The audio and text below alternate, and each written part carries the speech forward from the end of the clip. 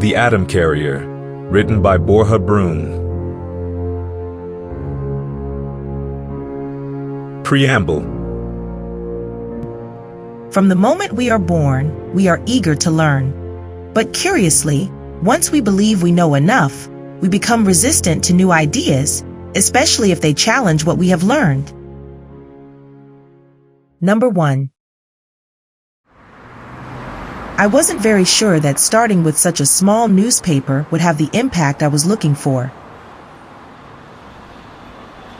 Nevertheless, I had to start with the communications, and given the failure on social media, the traditional method, that is, the written press, might be the only valid approach. I entered through the door, burdened with my leather briefcase. I knew carrying it gave me a certain air of an encyclopedia salesman, which might detract a bit from my credibility, but any doubts about me would vanish after I demonstrated the device I had with me. I pushed the old gray aluminum door of the newspaper office with little effort, noticing a sign that read, "Enter without knocking," on a worn and brownish paper, evidently aged from years of hanging there. I paused for a moment in the lobby. It was an office with little natural light and fluorescent lighting, whose need for replacement was made evident by the different color tones provided by its lamps. The furniture was also old, and the walls needed more than paint. They required a complete renovation of their surface, battered by the usual chair bumps. None of the 5 journalists seemed to notice my presence. At the back of the room, there was a long table serving as a reception for clients. Hiding behind the table was a man who had only a few years left until retirement, with unkempt hair and a classic red-checked thick fabric shirt that paid homage to the chilly temperature of that office. I approached the counter and waited a few seconds for the employee's reaction, but his reading seemed more interesting than my presence, so I decided to speak up. "Good morning. I would like to speak with a journalist who covers scientific news," I said, doubting whether I was overstepping by being so exhaustive in the skills sought. "We don't have any journalists specialized in scientific field," he mocked me. "What are you selling?" he asked while losing his gaze again in the magazine he held in his hands. "Excuse me, I'm not here to sell anything. I have an invention that I would like to communicate, and it seemed to me that your newspaper could be—" I stopped as I scanned the decrepit facilities. "A good option?" I said with a certain sarcasm. I've always liked these kinds of conversational games. Finding out how far a person's patience goes in the push and pull of a discussion. "I'm not sure these topics are of interest to our readers," he replied somewhat coldly. "I guarantee you this topic will interest you." "Let's hear it," he said with a certain weariness in his voice, closing the magazine. "Ah, so are you a journalist?" I asked ironically. With a gesture of reluctance, the receptionist sighed while leaning back in his old chair, which I would have bet wouldn't last many more assaults with that body on top. "Marta!" he exclaimed, addressing the half-open doors of an office at the back. A woman, too young in my opinion to be a journalist with the experience I needed, appeared behind a door and approached the reception. "Tell me," she asked tiredly, never looking at me. I was surprised by the formal usted treatment she used with someone who, in my opinion, should be her subordinate. "This man says he has a news story that might interest us." "Okay," she responded while turning her face towards me. "Good morning," I said cordially. "My name is Zen." Looking at her more closely now, perhaps I had rushed in estimating her age. Her attire, somewhat mismatched and even I would say youthful due to the pleated skirt she wore, had indicated to me an age younger than what she now seemed, just 50 centimeters away. Perhaps I would add 10 more years to my initial intuition. "Please, come with me," she said hurriedly, as she turned on her left foot like a music box dancer, revealing the flight of her schoolgirl pleated skirt. I followed the young woman to what appeared to be a neglected meeting room.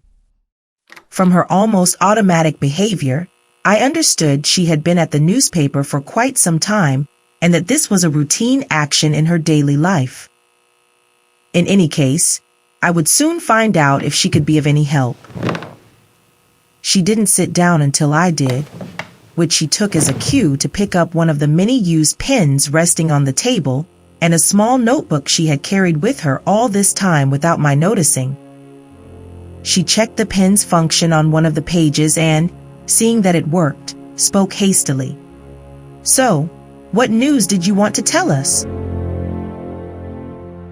Number 2.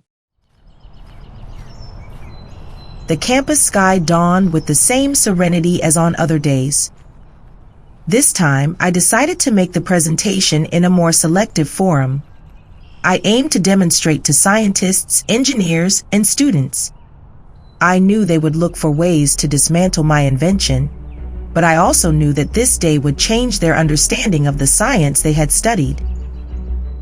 The location chosen for the demonstration was a small university auditorium. Its old wooden stands felt very cinematic to me.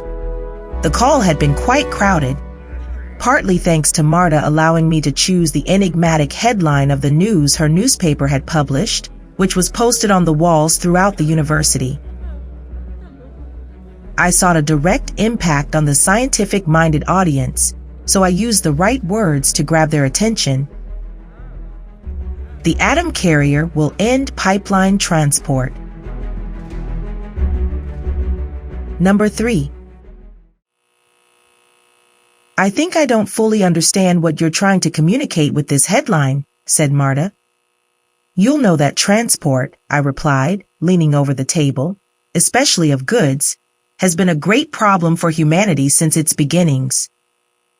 Although many merchants have made fortunes with transportation, the inability to transport water to inaccessible areas has caused droughts that have practically starved millions to death.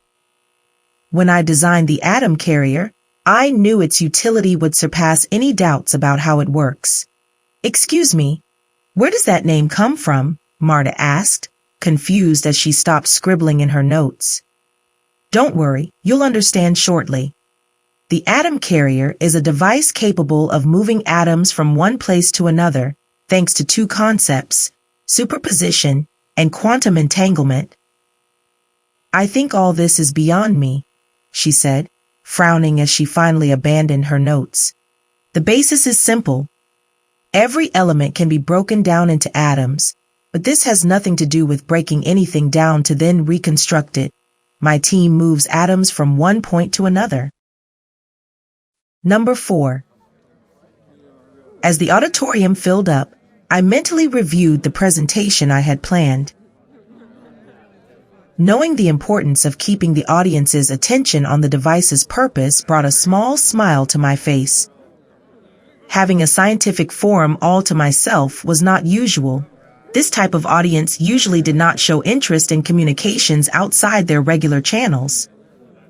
The so-called scientific community always prefers that advances develop gradually, without significant leaps, in series, not in parallel. They prefer these to pass through multiple filters.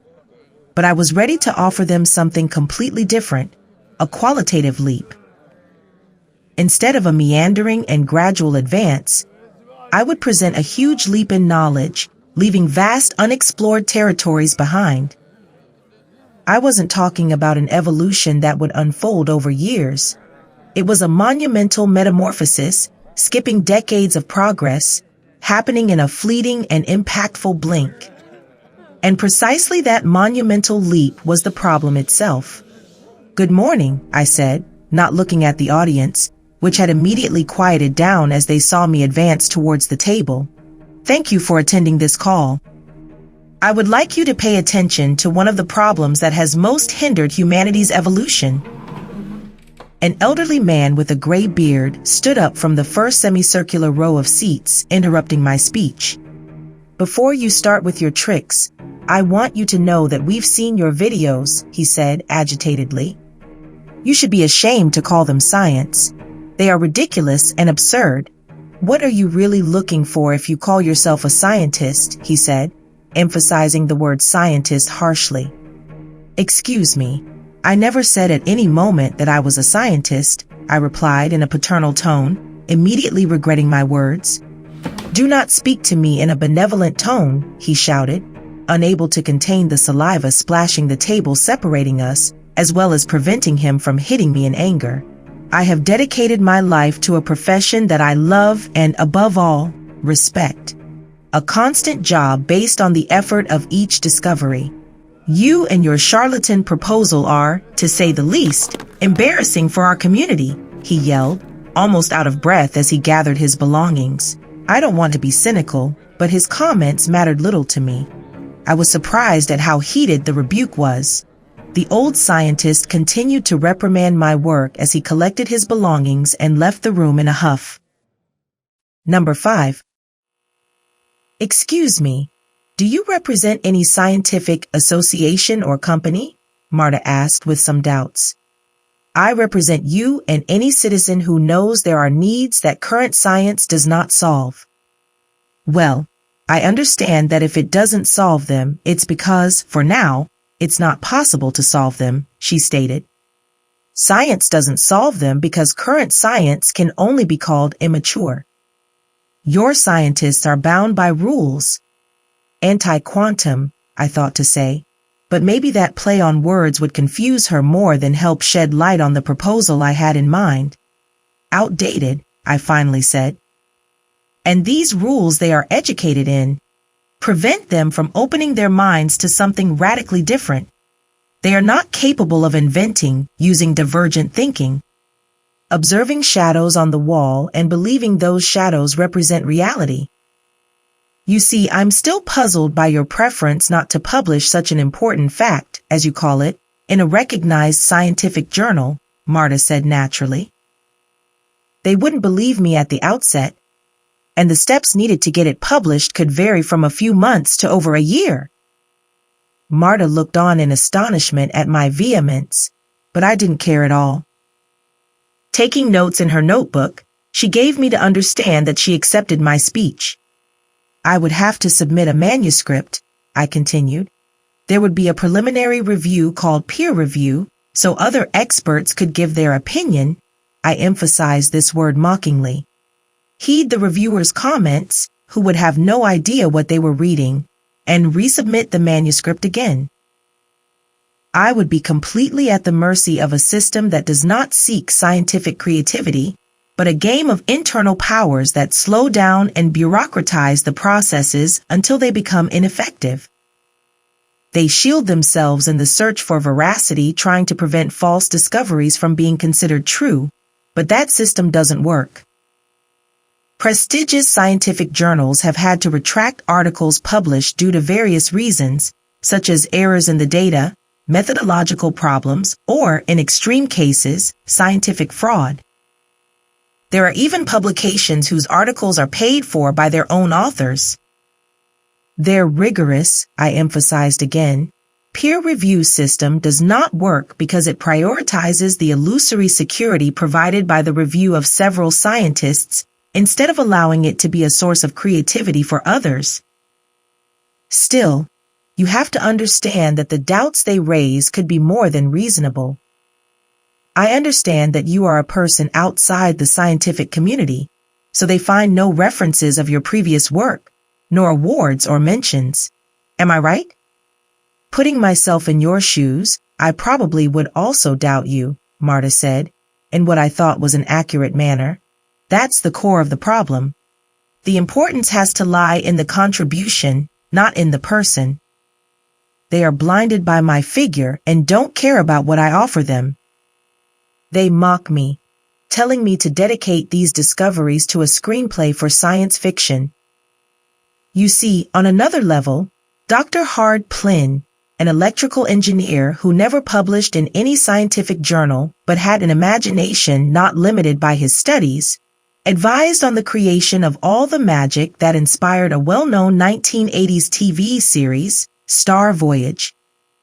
Communicators turned into mobile phones, electronic tablets, universal translators, 3D printing, touch technology, or plasma screens came from creative minds who bet on an intellectual need more than on a scientific fact to change people's lives. And that's what my invention is about. Number 6. I asked the usher nearest to the door to dim the lights in the auditorium. I placed my leather briefcase on the table and took out 2 thin, shiny purple boxes, which I deliberately placed slowly on the table. Today, I began, pausing briefly to ensure I captured everyone's attention, I present something that will challenge your usual perceptions. Literature often suggests that sufficiently advanced technology is indistinguishable from magic. What I have here, I continued, gesturing towards the mysterious boxes, might be as close to magic as you've ever witnessed. Slowly and with unnecessary care, I took out 2 devices with both hands simultaneously from their respective boxes. 2 8-centimeter diameter turquoise green octagons, framing a hypnotically matte black micro-perforated grid. It was my invention, the TheAtomCarrier. I placed both devices on 2 small tripods, holding them in the air about 30 centimeters high. Initially, both octagons were turned towards the audience to be appreciated. The camera flashes helped create the drama I was seeking. I then turned the 2 devices towards the table. I placed a glass container under each device. It might have seemed ridiculous, but I would have appreciated some music to set the mood at that moment. I began pouring water from a pitcher over the device on my right. Naturally, the water passed through it like a filter, falling into its corresponding glass container. After a few seconds of normalcy, I activated the device from my hidden bracelet, disguised as a watch on my wrist.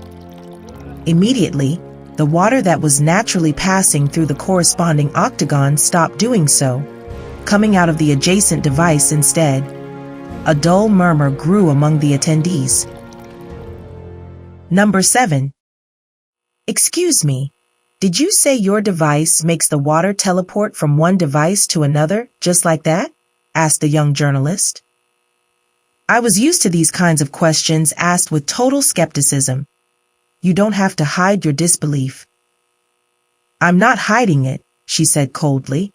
But honestly, I think you're not in the right place for your announcement. Am I not telling you one of the most important scientific discoveries of the last centuries? Don't you think it should be public knowledge? Believe it or not, our newspaper is dedicated to local news, focusing on the neighborhood, and what you're telling me is barely comprehensible to me, so I also don't think it would be to our readers. I see you have a low opinion of your readers. Let's be clear. I don't know if you're looking to make your invention known for free, so I ask you directly, what are you looking for from us? Haven't you thought about making a simple website and putting it up for sale? She said sharply. Her words began to anger me and made me see that perhaps this wasn't going to be the formula for success either. I can't get them to believe in the invention, I admitted. I need someone else to try it and attest to its usefulness. And what is its usefulness? She asked. Can't you see it? Don't you realize that we could relieve the water needs of entire populations? How do you intend to relieve the planet's water needs with a teletap? She said seriously. This device, I said, smiling at her peculiar joke, comes in very different sizes. This one is just for demonstration. Look, I think this is too much for our newspaper and even for me. I've never been a great connoisseur of scientific topics, and this is beyond my understanding. Well, that's the problem, and at the same time, the solution. I need someone like you, with no prior knowledge, to explain it to your readers in a way that they can understand the magnitude of the TheAtomCarrier and publish an open call for scientists and other media to see it live. Number 8. In the university hall, the murmur of the scientists was incessant. I felt like a magician whose tricks were under relentless scrutiny, as if the possibility that what they had just witnessed was real was non-existent. They were convinced there was some trick behind it, and therefore meticulously reviewed every movement I had made, looking for the sleight of hand they believed I was employing. I can repeat it if you want. I realized too late the mistake in my words. Repeat it, one of the scientists said without getting up from his seat. To see if we can catch the trick this time? Some laughter followed. I had been imprudent with my phrase, setting them up for a sarcastic comment they didn't hesitate to exploit. Do you really understand what I'm showing you? The depth of the paradigm shift this discovery represents. The same scientist stood up from his chair and walked down to the table where I had set up the demonstration disdainfully. Do you want us to believe you've developed technology that transports fluids from one point to another just like that? Without any apparent external energy supply? His manner was becoming aggressive towards me. Yes, I replied, knowing my answer would not calm his eagerness, but rather provoke the opposite effect. Well, allow me to see your trick, up close, he said as he poured water over the initial carrier, which obviously, not being activated, ended up inevitably scattered across the table. And now, what has happened? He said, continuing to pour the water over the table. Silent, mocking laughter filled the university hall. I looked at one of the cameras recording the presentation and realized another failure. Number 9. The meeting room at the editorial office was dimly lit, giving a certain mysterious halo to the 2 octagons of TheAtomCarrier I had taken out of my briefcase. So, if we had a larger scale model, could it also transport people? Marta asked with some doubt. Not exactly, unless we liquefy that person you want to transport, of course. My joke clearly displeased Marta. You see, the TheAtomCarrier is a device that uses quantum manipulation to transport simple and separate molecules, like those of liquids of higher or lower density. The carrier consists of 2 main parts: an outer structure called the enveloping octagon with a porous membrane at its core, I said, pointing to each part. The enveloping octagon is a miniaturized particle accelerator that energizes and stabilizes the molecules passing through it. Moreover, this structure regulates the absorbing capacity of the porous membrane, which is at the center of the device. The porous membrane, on the other hand, is composed of carbon nanotubes that act as transport channels for the liquid's molecules. When the molecules come into contact with the membrane, they are decomposed into their subatomic components and enter a state of quantum superposition, allowing them to be instantly transferred through space to the secondary device, the destination octagon. In this second octagon, there is another similar porous membrane that reassembles the molecules from their subatomic components. Thanks to this process of quantum entanglement, basically, the liquid enters one hoop and exits the other, allowing for teleportation regardless of the distance. From the liquid's point of view, it has simply passed through a door connecting 2 points in space. However, this process does not work with solid bodies, like the human body, due to their molecular nature and structure. Unlike liquids, solids have a more rigid molecular structure and do not possess the same capacity to flow and adapt to confined spaces. It's like being able to move individual words from a book, but not the entire book. Think of the filter in a faucet nozzle. Water can pass through it, but if you try to push your finger through, it's impossible, right? This is due to the cohesion of its molecules and particles. Believe me, I don't fully understand what you're telling me. It's not about understanding it or not. What matters is that you find its utility. I paused while leaning back in my chair and took my mobile phone out of my trouser pocket. You use the GPS directions on your mobile every day, I said, waving my phone in the air. and are unaware of the complex scientific concepts necessary for such a function, like satellite orbit mechanics, Einstein's general and special relativity, the calculation of radio frequency signal transit times, and triangulation to determine the exact position on Earth. Despite the complexity of these concepts and technologies, you simply follow the directions provided by your device without worrying about the science behind it. The randomness of being born in a region of the world with abundant natural resources or in one that is scarce of them is balanced thanks to this device. The absurd expenditure of resources involved in transporting tons of oil from Arabia to Europe through pipelines, or the tons of water transported daily through pipes and aqueducts as if we were still Romans, with the massive loss of water and energy it entails, disappears thanks to the TheAtomCarrier.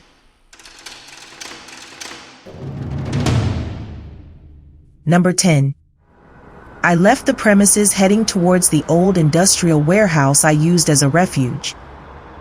I decided to walk to have some time to reflect. My explanation did not seem to have been very convincing to the journalist, yet she promised to write something about it. I never imagined that telling the truth would be so complicated. The task of conveying a truthful story and persuading others of its authenticity can be challenging, especially when the events described are extraordinary or unconventional. Finding the right balance between honesty and persuasion can be an art in itself. All my attempts to communicate the invention had been a failure so far. The abundance of information available to humanity had ended up saturating it. Too many sources to drink from, too many realities to attend to. Humanity had stopped analyzing and determining which information was true and which was false. They simply absorbed it without questioning. They had become mere consumers of information, not caring to discern reality from fiction, not analyzing the source, accepting everything presented to them, like a quantum superposition state of belief and skepticism at the same time. What they called the reality of social networks was a kaleidoscope of situations, comic, terrifying, dangerous, and happy, populating the apps that now kept us united as humanity. The end of critical thinking, the beginning of a new slavery? As I walked, I checked my mobile phone to see how my posts were evolving. If there were new views, new comments. As I did, I realized that this act might seem incongruous with my thoughts on slavery, but I was the overseer of the slaves, although perhaps I was deceiving myself since I was starting to have a real need to know what they were saying about my invention, what people thought. But the numbers of views and comments were similar to the last time.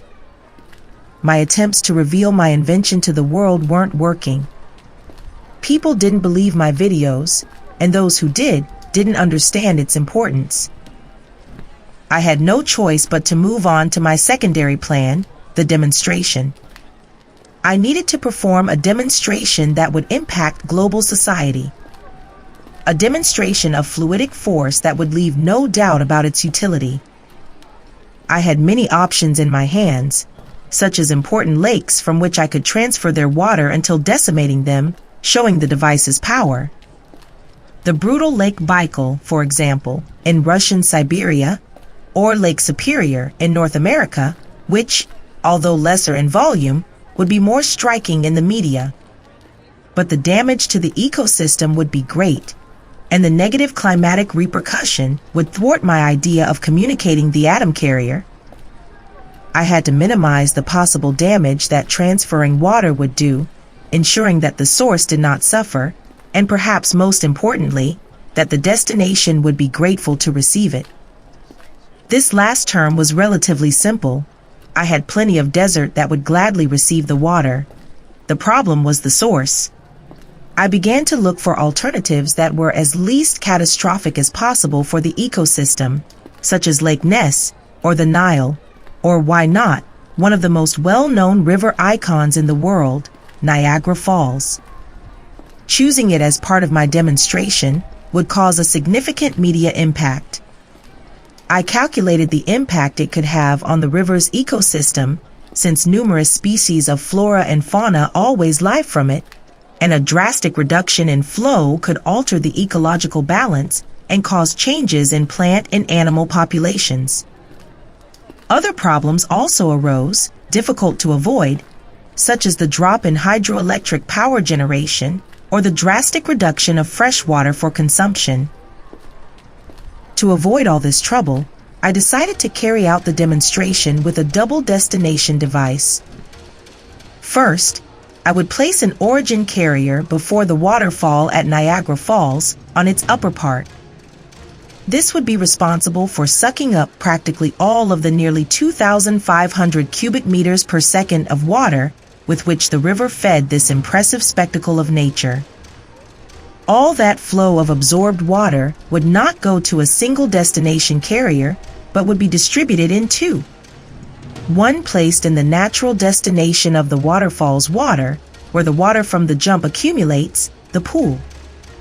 This way, the river's course would be maintained, although reduced by half.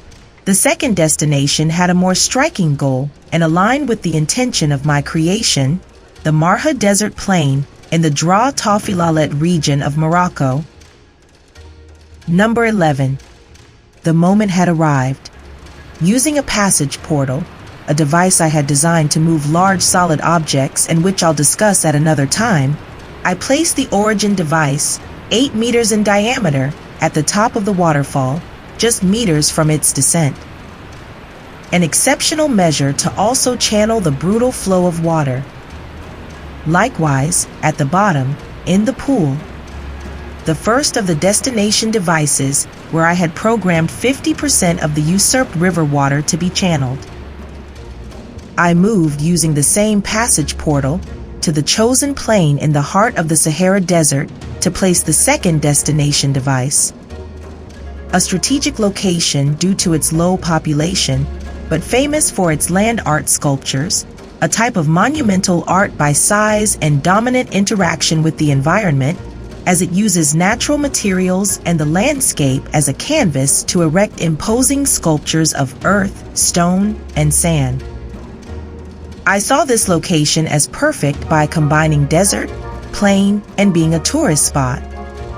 A place where any addition or change would be immediately noticeable to those passing through this peculiar corner of the world.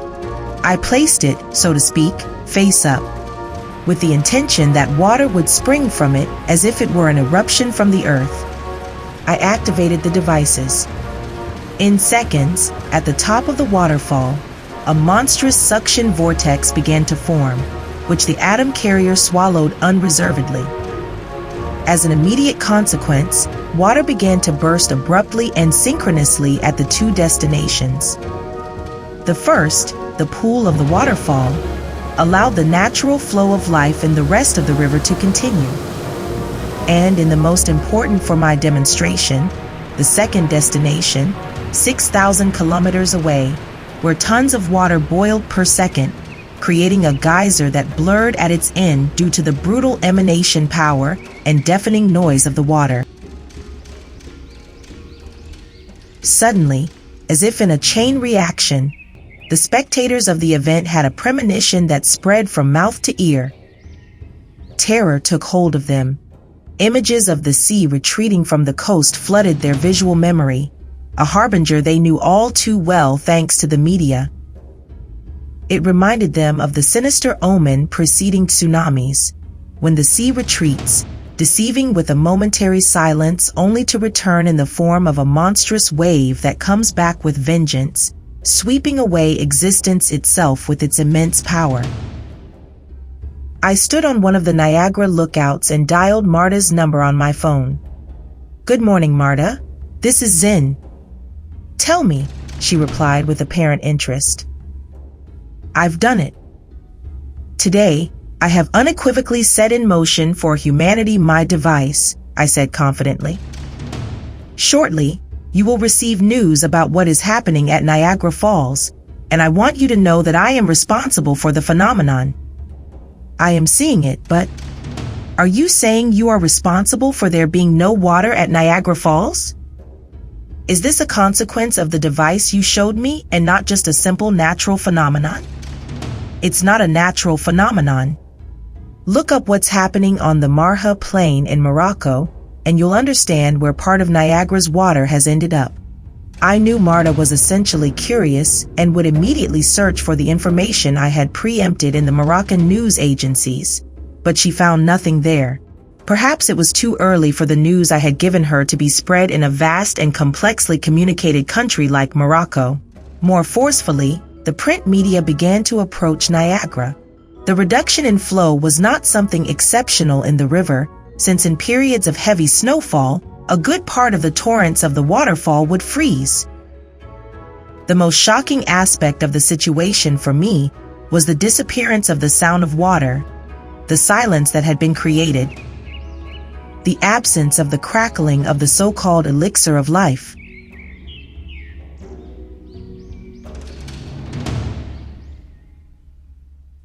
Number 12.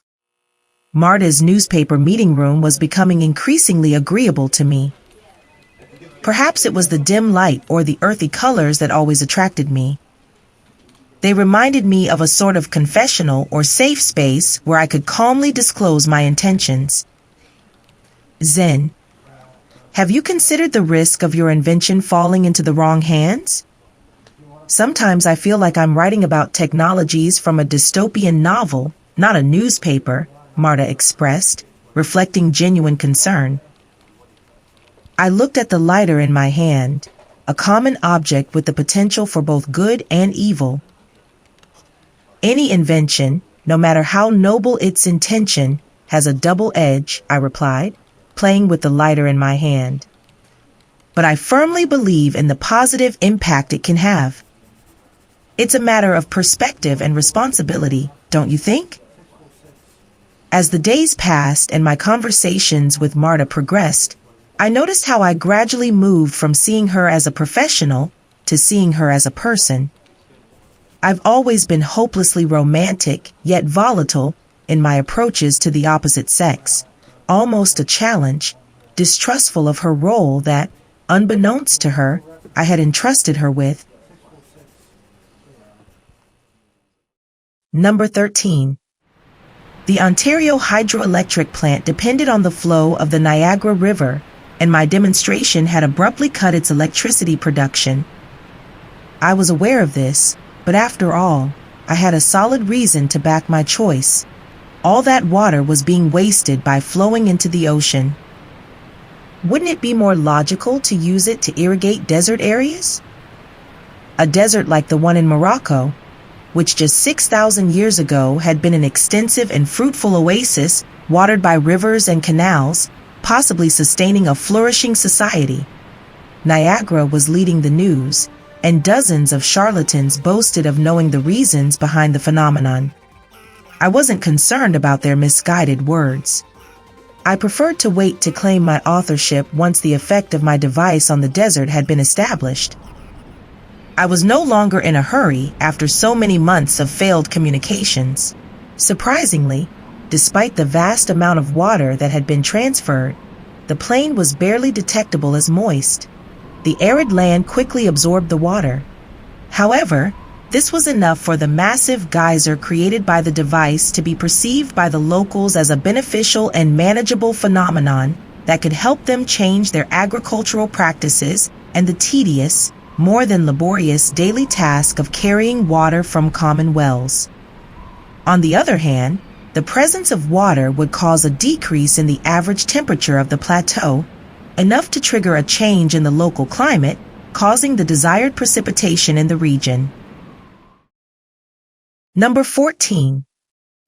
No one has the right to arbitrarily alter the course of nature, said the small man with narrow glasses on TV, waving his right arm like an orchestra conductor.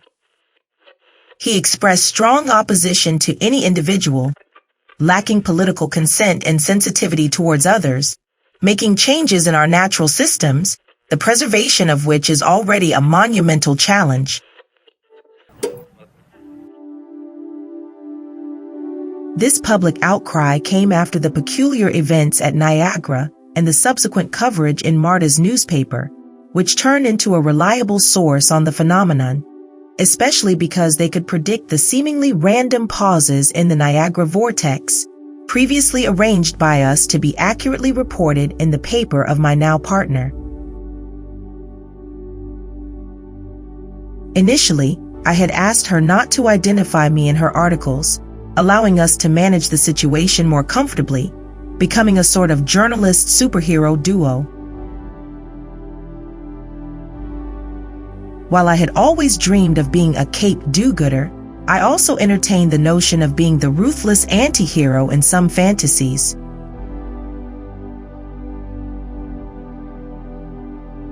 The aftermath of the demonstration saw a rise in preachers of righteousness, with many lacking genuine insight, much like politicians shaping their narratives for electoral gain rather than societal benefit.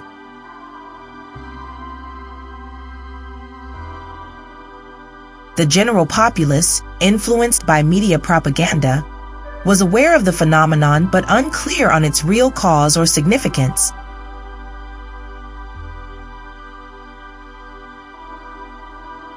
The next step was to associate the demonstration with myself.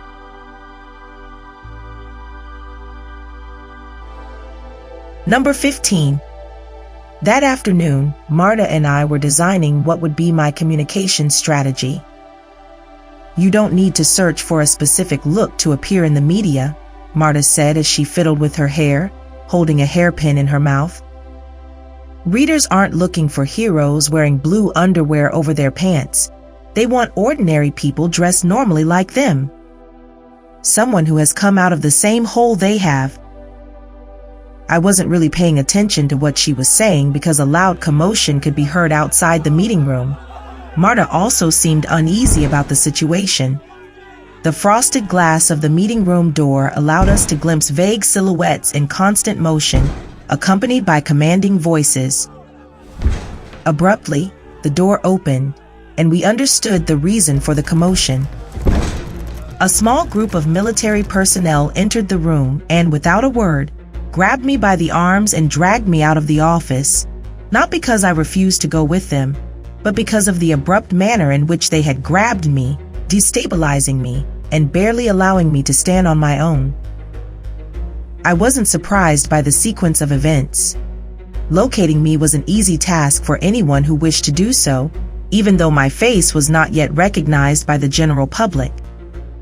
We had never hidden the fact that Marta was in direct contact with the creator of the phenomenon, as she was the one reporting the interruptions in the vortex, so a simple follow-up of the journalist to locate her source would be an easy task. For all these reasons, the military's action to capture me did not surprise me. Marta, on the other hand, could do nothing but remain silent, terrified by the decisiveness of the military action. Despite this, she had the presence of mind to record the action with her phone, stunned by the show of force and violence. Upon reaching the outside of the newspaper office, now stable on my own feet, I could see a line of at least 10 black vehicles with tinted windows waiting outside. The commotion in the office had only been part of the performance. On the street, people with phones in hand served as loudspeakers through their devices to the rest of the world. I was put in the back seat of one of the transports, flanked on the seat by two huge military men who reeked of stale sweat, a smell more characteristic of teenagers than adults. The vehicle's door slammed shut as the co-driver got in, starting the vehicle towards an unknown destination, at least to me. "And where are we headed?" I asked, almost mockingly. The co-pilot, wearing a military uniform but in a slightly different tone than the others, answered without turning around, looking at me through a convex mirror at the top of his seat, which produced a curious distortion of his face. "You'll have your questions answered upon arrival," he retorted, allowing no further dialogue. The noticeable difference in his physical structure compared to the rest of the military was striking. Thinner and I could guess shorter than even me. Minutes passed in the vehicle, and none of the occupants seemed inclined to speak. Although I continued trying to extract some information, every question seemed futile. My mind was occasionally haunted by the image of Marta, terrified, recording with her phone in hand. It's surprising how humanity has stopped hiding or fleeing from violent events to start recording them without considering their own integrity. This evolution in the reaction to situations of violence reflects a deep cultural and technological change and, in many ways, is disconcerting. In the past, the primary instinct in the face of violence was to hide or flee, seeking refuge and safety. This response was rooted in the desire for self-preservation, an instinctive reflex to protect one's own life from danger. However, today, this trend has taken a surprising turn. With the proliferation of mobile devices equipped with cameras and the omnipresence of social media, the instinctive reaction of many people to violent situations has radically changed. Instead of moving away from danger, there is a growing tendency to record it, to document it through devices, as if capturing the event on video was more important than safeguarding the integrity of the camera operator. My theory regarding this situation is the sense of detachment provided by the device's screen. Behind the lens, individuals feel removed from the real danger, as if they were watching the violence through a safe window, not realizing they are physically present and therefore at risk. What once stunned and terrified a viewer has now become, for some, material worthy of being shared and discussed. A complex mixture of the influence of technology on human behavior, the quest for recognition on social media, and possibly a shift in the perception of risk and empathy towards those affected by such violence. A striking and worrying example of how technology can distort our most fundamental and primal human responses. Number 16. The journey lasted about 3 hours, time that I managed to use for some rest. The past few days had been hectic, and exhaustion was beginning to weigh on me. I've always had a great ability to escape through sleep in almost any situation, and in this case, where nothing I could have done would have hastened my arrival at the destination, I took the opportunity to doze off, waking up randomly on the arm of the military men who had served as my pillow and who, surprisingly, had respected my rest, remaining motionless throughout. As night fell, the convoy of vehicles veered off the road onto an unmarked path with abundant potholes that jolted me awake uncomfortably. Number 17. The room was a model of sobriety. An imposing mirror suggested the usual hidden presences behind it, and a gray table with 2 basic chairs emphasized a calculated austerity. The walls were constructed with blocks arranged carelessly without detail in their joints, a construction detail I greatly appreciated. I would not have hired the room's painter either. They had not put much effort into applying the gray wall paint, adding an air of discomfort to the place. Most surprisingly, there were no cameras on the ceiling, an unusual omission for a room of this kind, which my imagination missed. In front of me was only the military man who had accompanied me as a co-driver on the trip. "Speak," he said without any introduction. "Speak?" I responded playfully. The military man leaned his hands on the table while moving his face close to mine, to a distance he assumed would bother me. I remained unmoved by his affront. "My job in this interview," he continued without moving away from my face, "is to clarify the anomaly. How do you suppose it works?" he finally spat out. "I've been trying to explain my discovery to the world for weeks," I said as I leaned slightly back in the chair. "And since I haven't been heard, I decided to use a good loudspeaker." "I want you to explain to me how it works," he said, nodding slightly towards the mirror. At that moment, a thin man with small metal glasses and common street attire, which stood out for its simplicity against the orderly military uniform, entered the room holding my briefcase. My briefcase! With the violence of the situation, I had completely forgotten that I had left it at the newspaper office. Can you explain what this is? He asked dubiously as he pulled a carrier out of it. I could, but I think you won't understand, I said playfully. Please make an effort, he said with a mix of sincerity and shyness.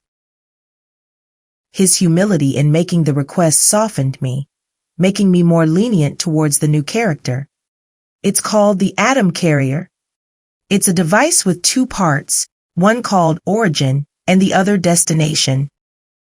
It's designed to transfer fluids from one place to another. And you suppose you invented this device yourself? Yes, alone. You want me to believe that you invented this all by yourself?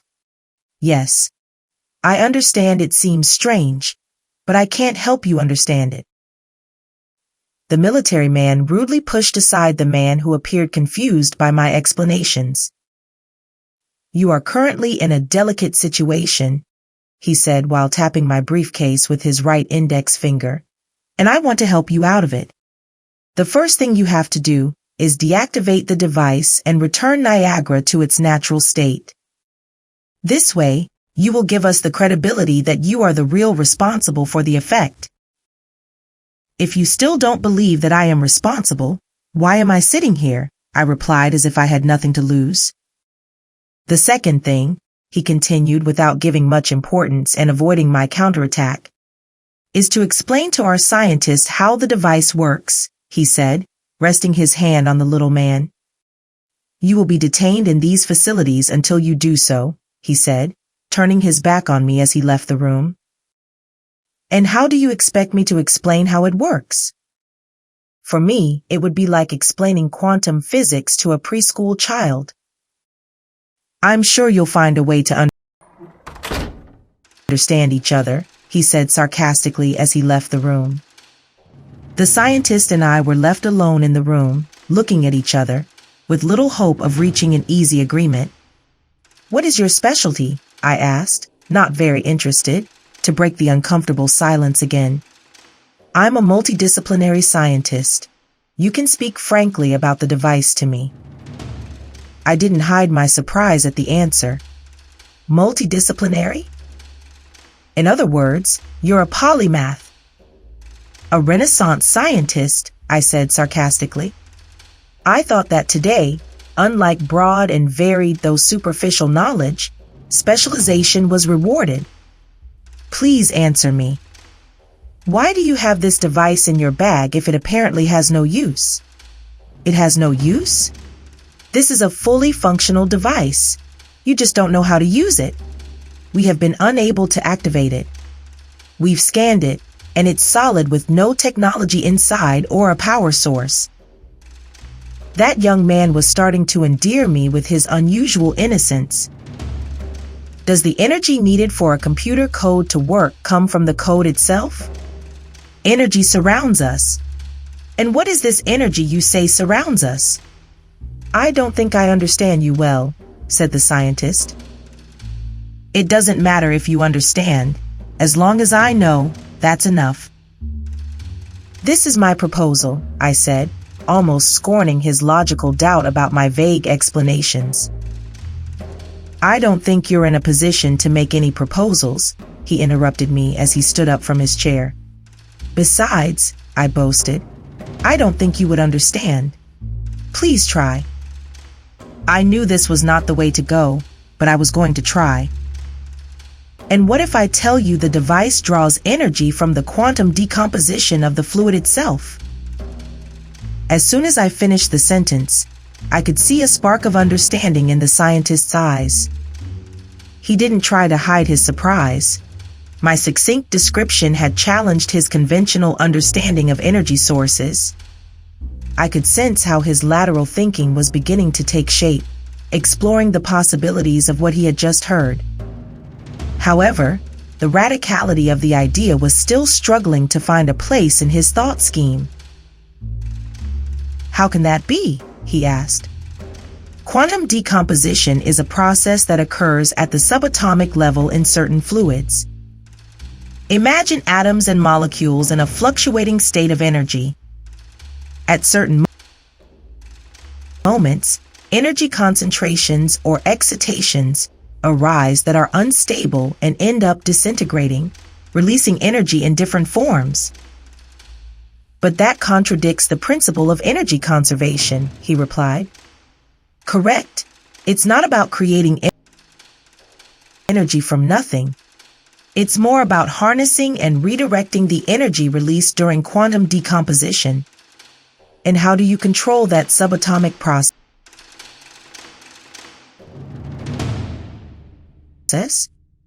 By manipulating gravity on a small scale. That's impossible, he said, convinced. Impossible for you, I stated flatly. Number 18. The fresh water from Niagara abundantly irrigated the Marha Plains, and the desert's brown hue turned a shade of dusky brown. Seeing the water burst forth from the destination device with tremendous force was a spectacle in itself. Meanwhile, the heat of the desert evaporated the water that moistened the barren land, creating large clouds that discharged back onto the plains. This phenomenon counteracted the albedo effect, the reflection of solar rays by the light-colored sand, which prevented cloud formation. Now, with the sand darkened by moisture, this impediment disappeared, allowing the clouds to form and enrich the land with precious water. Number 19. We had been talking for only a few minutes, the scientist and I, when the military man re-entered the room. And what is it you want in exchange for handing over control of the device? Asked the military officer in charge. I want 30% of the UN's GDP delivered in gold for each year they possess the device, without exclusive usage rights, I replied without hesitation and in a serious tone. To me, this was like a game where the goal is to achieve the highest score while also completing it. It's natural for you, the reader, to be puzzled by my request. After all, in life, things are not always laid out for us in advance. Often, we only discover their logic as we progress, step by step, over time. It is in this journey, in this slow revelation, where the true magic of living and reading lies. You must be insane, he said calmly and unflusteredly, as if he suddenly understood my request as a fantasy emanating from my mind. Our meeting experienced a brief pause, seconds during which the military man remained motionless, immersed in his thoughts. It was then he realized he was not dealing with a mere fantasy. Understood. I will convey your request. We keep the device, and you are set free. Really? By what authority do you requisition the TheAtomCarrier? I said with feigned surprise. More than daring, I consider it reckless, he said as he prepared to leave. Your situation is extremely delicate, and yet you act as if you have nothing to lose. Your freedom is at stake, though not this time. But we will be watching your every move. You are free, he said as he closed the door with a force that clearly demonstrated his displeasure. Number 20. The driver of the vehicle transporting me returned me to some nondescript location outside the center where I had been held. It was daytime, and the first thing I wanted to do was call Marta. Yes, everything went well. They didn't hit me or anything like that. It was UN military personnel who took the device. Don't worry, I'll be back in the city in a few days. I have transportation, but there's something I need to take care of before returning. Don't worry, I'll keep you informed about what happens. Number 21. 8 weeks had passed since the activation of the TheAtomCarrier in Niagara, but the amount of water now emerging in the desert was still not enough to reverse the effects of climate change in the area, which had been exacerbated greatly by human activity over the years, in addition to the planet's natural processes. It was time to make a bolder decision. To widely revitalize the arid land surrounding me and to deliver a definitive blow to the demonstration, I needed to significantly increase the volume of water transported. But what would be the optimal place from which to transport the water without generating a possible negative ecological impact that could damage the image of my action. My choice fell on a unique and isolated place in the vast South Pacific Ocean, Point Nemo, the most remote oceanic point on Earth, distant from any coast and known for its extraordinary solitude and low biodiversity.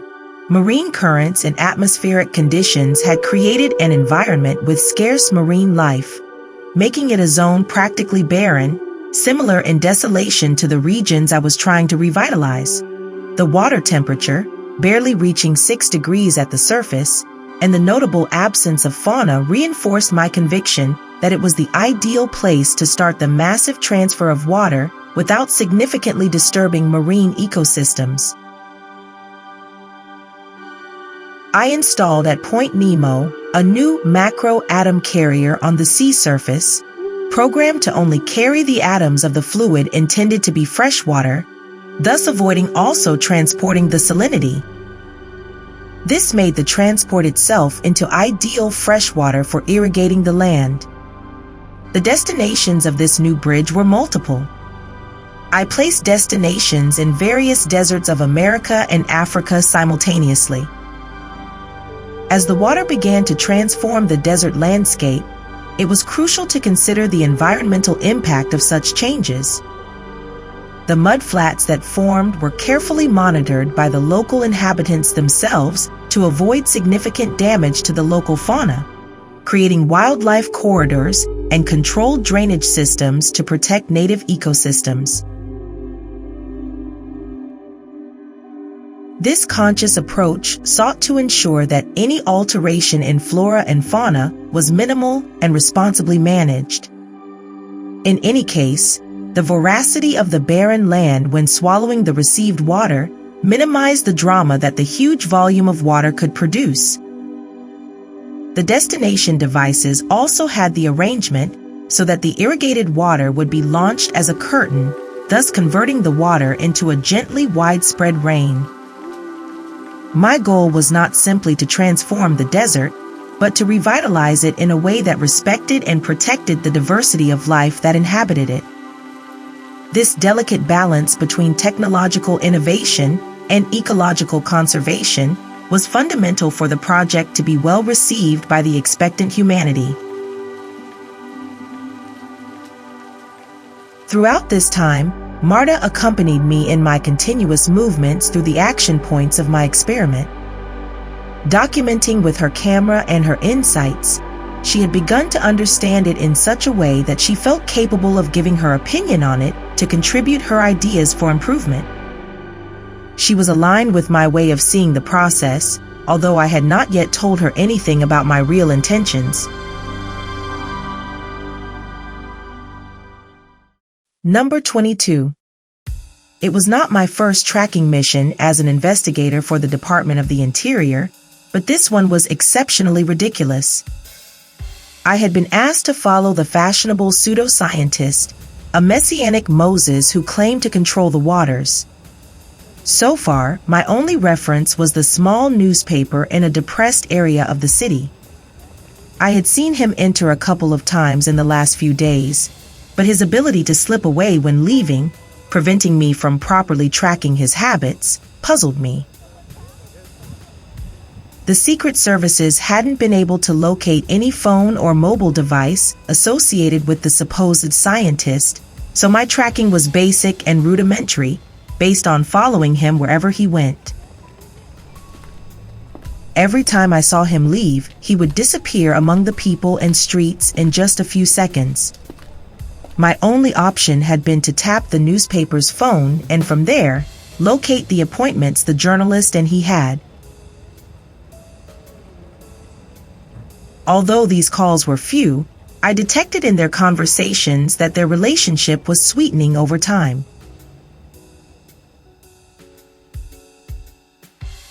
I also found it curious how little information the Secret Services had been able to extract from this person with a video game character's name, Zen. What an absurd name that was! My proposal would have been simpler. Stop him at any moment he left the street and interrogate him. But for some reason unknown to me, this proposal was dangerous in the eyes of my boss. During one of the visits he made to the newspaper, the journalist accompanied him on the street, which made it easy for me to follow him to a small abandoned polygon in the vicinity of the area from which he said goodbye to the journalist, entering one of the abandoned warehouses. I waited for him to come out for the rest of the afternoon until it got dark. There was no light inside the warehouse, so I decided, at the last minute, to investigate what was really happening inside, although I had to be cautious. I had been warned not to make contact with the subject under any circumstances. Number 23. In Niagara, the absence of the customary roar of the falls had created a strange but appealing silence, a sort of sonic vacuum that resonated with the same force as the water's previous thunder. This paradox drew crowds, transforming what was once a spectacle of nature into a display of its absence. Marta and I joined the growing crowd at the lookout on an afternoon shadowed by gloomy clouds. The sight of the dry falls was striking. Tourists, cameras in hand, captured images of the rock bed exposed, previously hidden under tons of roaring water. Some visitors seemed puzzled, others fascinated, and some even attempted to theorize about the causes of this phenomenon. Again, all the data Marta had provided about the origin of my invention to the world were questioned by conspiracy theorists who saw in these events a new harbinger of the end times. With her notebook in hand, she observed every detail, every reaction of the people. I knew she was seeing beyond the mere event. She was witnessing the human and emotional impact of this unexpected change in nature. "Here's your story, Zen," she said without taking her eyes off the landscape. "Nature has left a void, and humanity has come to fill it with their curiosity, their fears, and their theories. It's as if this silence speaks to them more than the roar of the waters ever did." I nodded, looking around. Street vendors had already adapted their merchandise to the new tourist attraction. They were selling T-shirts with before and after images of the falls, postcards showing the stark contrast, and even recordings of the now non-existent sound of the falls. "Do you think they'll understand the importance of what I'm doing?" I asked, still watching the scene unfold. Marta smiled with a mix of melancholy and hope. "Maybe not everyone, but some will. And maybe that's enough to get them to start questioning and exploring more deeply what this event means. As a journalist, that's my mission, to foster that curiosity and search for truth." I thought of the TheAtomCarrier and how a single action had altered not just the physical course of water, but also the flow of human perception. The Niagara Falls, now in their unusual state of calm, had become a symbol of change, of impermanence, and paradoxically, of the relentless human quest to understand and connect with the world around them. "Zen, do you believe in God?" Marta's question took me by surprise. "That's an interesting question, Marta. For me, God is more of an individual concept than a universal entity." I took a moment to reflect, searching for the right words. "It varies for each person," I continued, "reflecting their own beliefs and values." "Then you don't believe in a singular God, like in Christianity?" "Don't you find it curious that most people believe in the God of their parents? Isn't it strange how sure they are that theirs is the true God? For me, the idea of God often serves to justify actions by attributing them to divine command. It's a way to make sense of our fleeting existence. I prefer to focus on the tangible and demonstrable, like quantum physics. Quantum superposition, where particles exist in multiple states at once. Doesn't that remind you of the notion of God? Omnipresent, but in different ways for each person." Marta seemed overwhelmed by a flood of questions. "That sounds more like science than faith," she finally concluded. "Possibly. But science and faith don't have to be exclusive. Maybe what we call God is simply an aspect of the universe we don't yet understand. If you imagine the universe as a kind of simulation, wouldn't the creator of that simulation be a god? I've heard that theory before. It's not a new idea, I admitted. It's an abstract perspective, but it could make sense, Marta said, slowly pondering her words and looking towards the falls. Marta, who can determine where science ends and the divine begins? A beam of golden light that escaped through the clouds at that moment illuminated Marta's thoughtful face. Driven by a mix of admiration and a deeper connection, I felt the need to express my feelings. I moved closer to her, my eyes fixed on hers, searching for a sign. Marta, I began, barely above a whisper. There's something I need to tell you. She turned towards me, curiosity etched on her face. Tell me, what is it, Zen? She replied, her voice tinged with uncertainty. I touched her hand gently, feeling its warmth and the texture of her skin. She didn't pull away. Throughout all this madness, I found something constant, something that has given me hope and kept me centered. She looked at me now, a mix of surprise and anticipation in her eyes. And what's that? It's you, I said with all the sincerity I could muster. It's you, Marta. Not just your passion for truth, but you, as a person. Though I knew nothing was at stake in this conversation, I admit I felt my heart pounding with unusual force inside me, a nervousness irrational in the face of the possibility of not being reciprocated. My rationality fought against the current of emotions threatening to overflow. Watching Marta, each feature of her face seemed to take on new meaning, a palpable reminder of what I was about to reveal. I saw astonishment in her eyes, followed by a soft blush on her cheeks. Slowly, I leaned towards her, closing my eyes and brushing my lips against hers in a tender, emotion-filled kiss. For a moment, I felt she reciprocated, but then, with a gentle yet firm movement, Marta pulled away, putting distance between us. Her eyes, now filled with confusion and surprise, searched for the right words. Zen, I didn't expect this, her voice trembled. You are wonderful, and what we've shared has been extraordinary, but I never saw it in this way, she emphasized slowly. You caught me by surprise, sorry. I felt a mix of rejection and understanding. I'm sorry, Marta. I didn't mean to put you in this situation. I just needed to express it.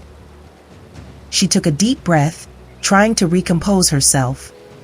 I understand and appreciate your honesty, but I don't think we should go there. Let's just say you're not my type of person.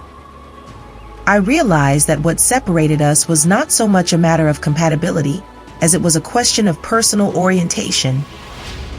I had never considered the possibility that her romantic interests were different from what I had assumed. I understand and respect that, Marta, I nodded, feeling a wave of emotions. I won't let this affect our mission.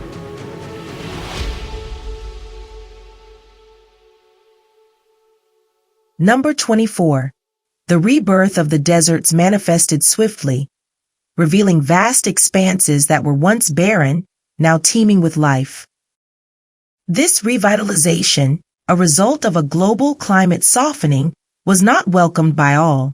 Large corporations, having calculated their profits based on the previous climatic state, found themselves disconcerted by this unforeseen turn. Contrary to their desires, the new climatic harmony, spurred by a disruptive innovation I had helped create, challenged their economic projections.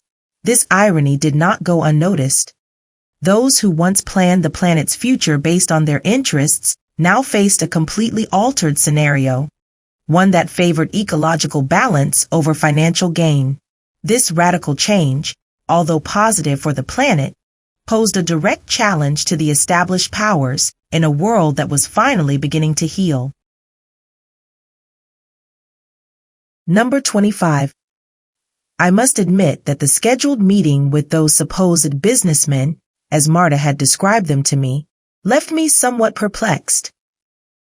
Their insistence on speaking with me had been notable, and although it wasn't part of my initial plans, I opted to accept their request, thinking I had nothing to lose. The two men entered the room. Elegantly dressed, they stood out from each other by the notable difference in age. One of them, the younger, about 35 years old with shiny black hair slicked back and classic gold details shimmering on his suit, moved with a confidence that bordered on arrogance. The other, about 60 years old, whose face exuded a certain sadness, wore a black suit with a matching shirt and a classic hat that gave him an enigmatic touch. He seemed to absorb every detail of the room with his intense, calculating gaze. We all sat down simultaneously in the old chairs of the office, which responded with their usual creaking.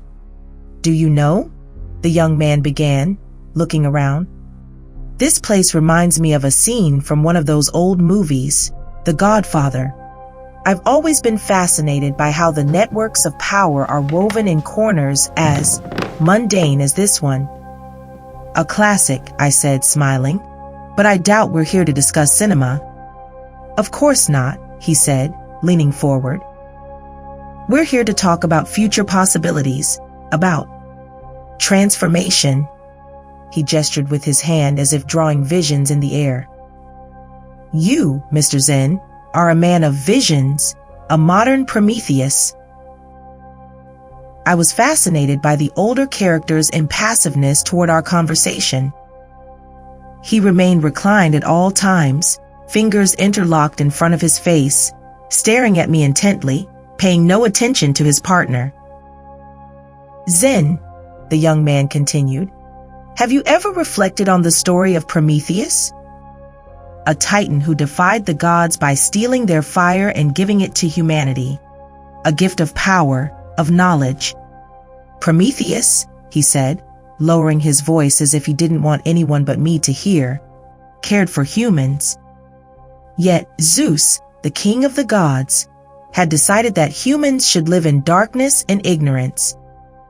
Prometheus stole the fire from Olympus so that they could prosper, and humans received it with joy. Zeus, furious, punished Prometheus by chaining him to a rock in the Caucasus, where an eagle would eat his liver at dawn every day. At the same time, every night, Prometheus's liver would regenerate, allowing the bird to eat it again in the morning, perpetuating Prometheus's suffering and pain. An emblematic punishment in Greek mythology for its cruel and eternal nature, designed to be an endless torment. You have a peculiar way of introducing yourselves, I said with deep irony and a veiled smile. But Zeus also wanted to avenge humanity for benefiting from the fire, he continued, ignoring my comment. He had created Pandora, the first woman. Pandora was full of curiosity. Knowing this, Zeus gave her a box that he forbade her to open. But Pandora couldn't resist, and by opening the box, she released all the evils of the world, such as disease, old age, and death, thus punishing what Prometheus loved most, humanity. As you see, Zen, a story about good and evil, freedom, and what concerns us the most, the restriction of power by the gods. I know the story, I said with a cautious smile. Prometheus paid a high price for his audacity. Is that a warning? No, please. Who do you take us for? He said with some irony. Just a small history lesson. It's my specialty, you know. Indeed, their technique was aggressive, but I won't deny that his monologue and the dark implications hidden within captured my attention. Prometheus brought change, but at a personal, enormous cost. We are here to talk about change, but unlike him, about a reward, a great reward. Rewards can be as misleading as punishments, I pointed out. What kind of reward are you suggesting? What if I told you that we could offer you something far more tangible than fire? Something green. And I'm not referring to sustainable energy, he said, smiling cunningly. A sum that would make any god on earth happy. The color of money has always been attractive, but it depends on how much green we're talking about, I indicated, not the least bit unsettled by his alleged offer. My invention is not just a technological toy, it's a key to a new future. The silent man remained impassive to our conversation, petrified as if analyzing the strategies of two players. But even inventors need something more than admiration and recognition, the slick young man continued. They need security, stability, a green cushion, let's say. A green cushion sounds comfortable, but my dream is much bigger than any cushion you can offer me, I said, downplaying his offer. Then, he said, changing his tone to a harder one as he reclined in the chair and crossed his arms. What is it that you seek, Zen? World recognition? To be remembered as the new Prometheus? Do you realize that the anger of the gods can be enormous? I'm not looking to be chained to a rock if that's what you're implying. I seek balance in the transaction. Something that goes far beyond the monetary value a company can offer me, like the gold a government could give me. Believe me, the value of the TheAtomCarrier is far beyond your means, I assured with disdain. Prometheus brought fire, a change, said the young man, laughing lightly. What exactly do you bring? Because fire in the wrong hands can be destructive. Are you suggesting that I can't handle my own fire? The silent man seemed to wake from his apparent lethargy, showing a hoarse voice, perhaps battered by tobacco, and standing up imposingly, he spoke. I see that you, Zen, are a visionary, an architect of climate change on a scale we never imagined possible. I won't deny the benefits your work has brought to humanity. However, in this game of balances, every action has its reaction. Your interventions have altered the value of lands and regions, upsetting the economic balance. He paused, making sure his words sunk in. We don't interpret it as an act of malice towards us, he said thoughtfully, but as a collateral effect of a noble intention. However, as a representative of business interests, I must point out that this sudden and radical change has provoked a redistribution of wealth and powers that not all of us view favorably. Our proposal seeks a balance between your vision and the current economic realities. We want to be able to manage these changes for the common good. It sounds more like your own common good, I responded with irony. Zen, do not underestimate the seriousness of the situation, he continued. You are playing with forces that can destabilize not only the climate, but also the economic and social order. If you are not willing to collaborate, we might be forced to take more direct measures. We do not want a conflict, but we will protect our interests at all costs. Consider your decisions carefully, Zen, said the older man as he left the room. Number 26. It wasn't the first night I had to stand guard in the car, and my back was starting to suffer. I was sore from so many hours without moving, waiting in the car for that man who had entered the old industrial warehouse. Everything was enveloped in total calm, without a single whisper to disturb the peace. I finally decided to get out of the vehicle to stretch my legs a bit. It was 4 a.m. My light stretching walk took me to the door of the industrial warehouse my target had chosen as his refuge. It looked like a neglected fortress with security that didn't seem particularly robust. However, I opted not to force the entrance, looking for a more discreet alternative to find out what secrets it hid inside. The industrial area, with its warehouses worn by time and abandonment, had a gloomy appearance. I saw a partially crumbled wall that offered a unique opportunity.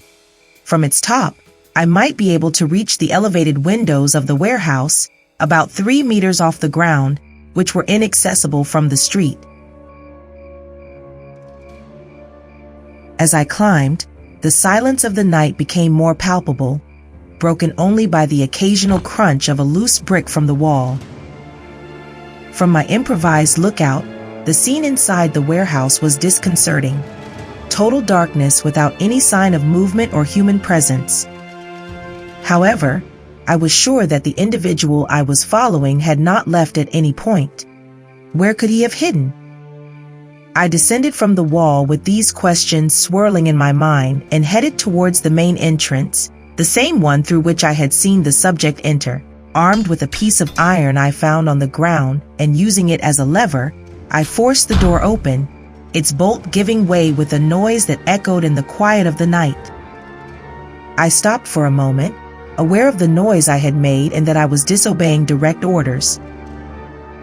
After a few seconds of tense waiting, I carefully opened the door. The darkness inside was as absolute as from my external observation point.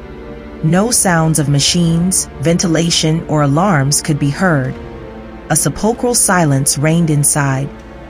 I moved forward cautiously, taking advantage of the scarce light that penetrated through the broken windows, but it was so little that it did not allow me to see the floor safely enough to continue walking. So, I took out the flashlight I always carried during my guards, turned it on, and discovered that once again, my target had vanished. The interior of the warehouse was completely empty. But then, if this was not a warehouse, where did that strange man get his devices from? And more importantly, where was he now? Number 27. That morning, I had arranged to meet with a delegation from Canada interested in my economic proposal for the TheAtomCarrier at a centrally located hotel in the city. I left the industrial warehouse with my leather briefcase and a set of carriers inside, which would serve me for something I had jokingly started calling the trick. Although I had performed it numerous times, I never ceased to enjoy watching people's reactions to seeing the effect of water entering through one device and exiting through another. Midway through my journey, a small man stopped me. "Excuse me, I'm looking for a workshop around here. Do you know of any?" he asked. "I'm sorry, but I don't know of any." "I'm not from around here," I said, trying to dodge him without giving it much importance. "You're not from around here," he said, stopping while I walked away. "I thought you were, seeing you come out of the industrial estate." He could only have known I had left the industrial area if he had followed me. I stopped and turned towards the man. "What do you really want?" I said, assuming a defensive stance, anticipating trouble. "My name is Alex, and I'm from the Ministry of the Interior," he said as he approached me. I stood frozen, expecting a predictable rehearsed speech. As he came closer to me, he put a battered cigarette to his mouth and lit it, which had long lost its original shape from being so worn.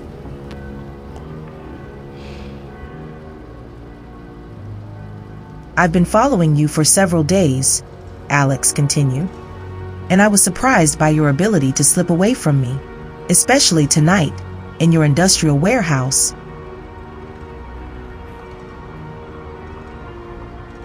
"I don't slip away from anyone," I repeated ironically, using the same term he had used. "Were you the one at the door then? I thought they taught you to open doors without making it noticeable."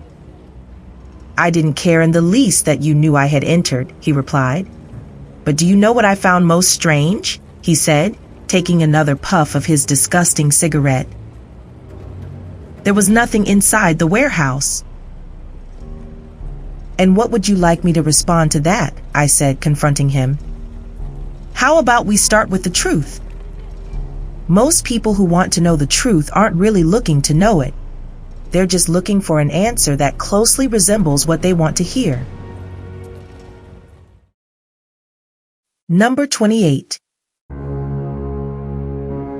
My invention, designed to revolutionize the transportation and distribution of resources, wasn't welcomed by everyone.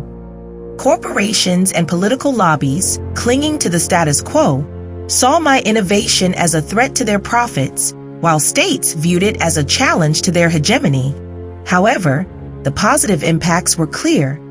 Arid regions were transformed into oases, and global warming appeared to be mitigated. Despite my global success, there was a local loss. Marta, unable to endure an environment of constant danger and pressure, distanced herself from me. I, too, felt harassed by threats from unknown entities whose interests were harmed by my work. As corporations struggled to adapt to a world where water scarcity was no longer an issue, my interest in financial compensation faded. Like in a game, once you're about to finish it, the coins found in that final path lose their value. They cease to be significant. In this new landscape, marginalized communities began to thrive, leveraging the possibilities offered by the TheAtomCarrier. Watching these changes, I felt proud, yet worried. What would be the political and economic future of this new world I had helped reshape? Had I become Pandora, unleashing forces beyond my control? Nations and corporations had to adapt to a world where water was abundant. I introduced a variety of destination devices to the population, from rings capable of supplying water to a single family, to large units for key industries like agriculture. The water crisis had become a thing of the past. I knew my work with the TheAtomCarrier was far from over. I had sparked significant changes and now needed to navigate in this new world I had helped create. Reflecting on these issues on my way to the old industrial warehouse I used as a portal between my real world and this, I wasn't entirely surprised to feel the cold metal of a revolver pressing against the back of my neck. The sound of the gunshot briefly echoed before the sudden jolt of a simulated death woke me up. I had always known that my interference in the delicate economic equations of powerful entities could endanger me, but I hadn't anticipated that this risk would materialize so soon and in this manner. Spring had come to the desert and cold to the poles. It was as false an ending as it was unbelievable, but it had been compiled that way. From the author, thank you for listening, The Atom Carrier.